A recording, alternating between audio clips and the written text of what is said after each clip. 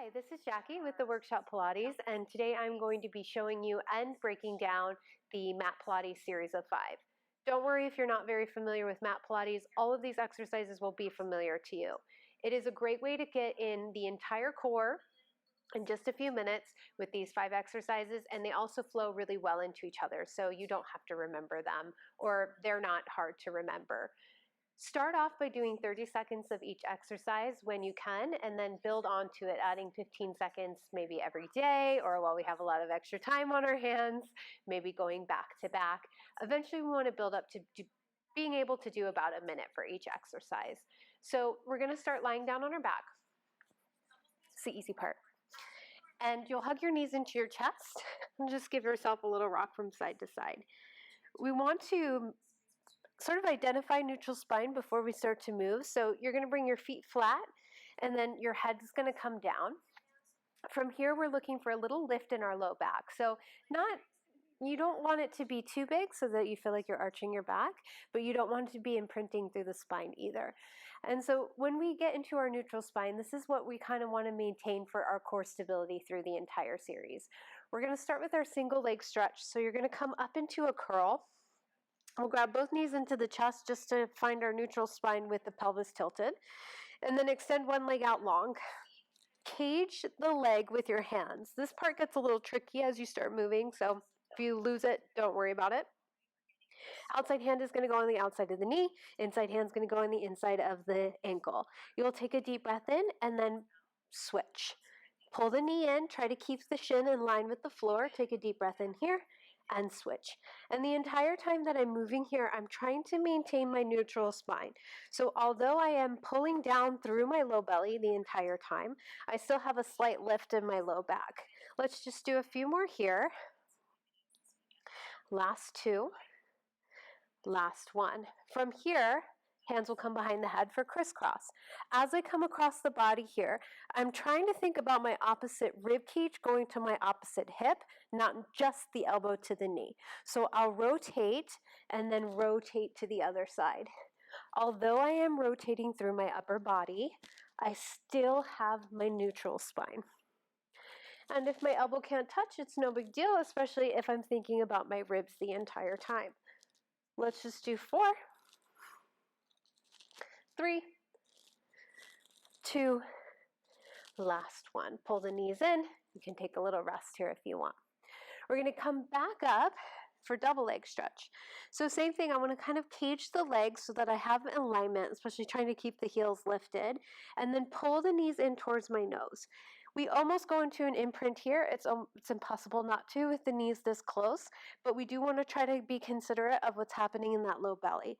I'm going to inhale here, stretch the arms and legs, and exhale as I pull back in. As I stretch out, that's where I'm really looking for my neutral spine. And then as I pull in, it's okay to tuck a little bit. Reach out, exhale as you sweep the knees in. Inhale, extend.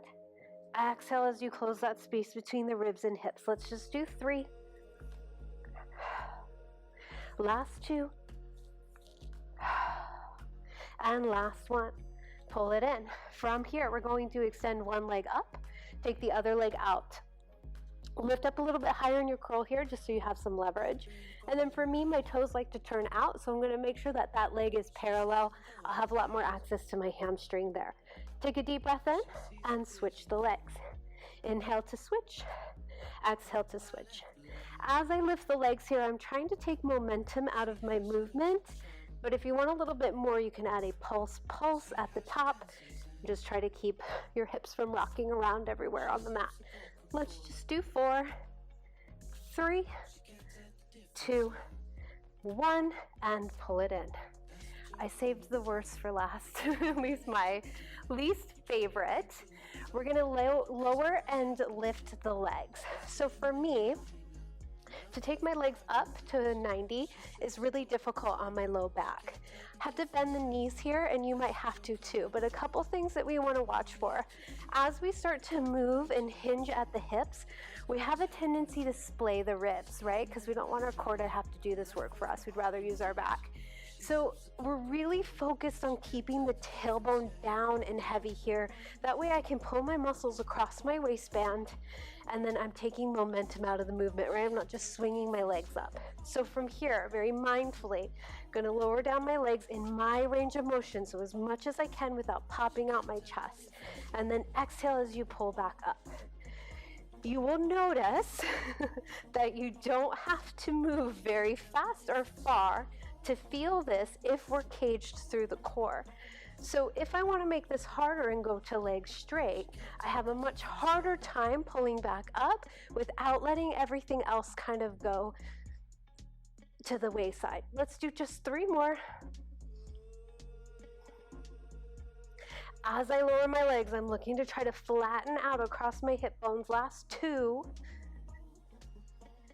And last 1. Feet can come down. Drop your knees over to one side. You can look over your opposite shoulder. Take a deep breath and switch. Come back through center and up to seated. So, what is so great about the series of 5 is that we kind of cover all of our bases. Anytime we're up in an abdominal crunch and we have flexion in the spine, we're working our rectus abdominals. Our rectus abdominals are our 6-pack abs. They are superficial though. So when we're caging the core and we're sending our limbs away from each other, we're working those deep core muscles. And then crossing the body, we get obliques. The leg lower and lift predominantly focuses on our ability to keep our pelvis stable, which is the job of our lower abdominals. So as we start to move things and extend the legs and all of that while trying to maintain stability, our core has to work really hard, which is essentially Pilates. So start small, 15 seconds, 30 seconds, whatever you can do for each one, and then just build up a little bit each day. We are going to be adding more videos this weekend, so we will see you there. And as always, please let us know if you have any questions at all. Thanks.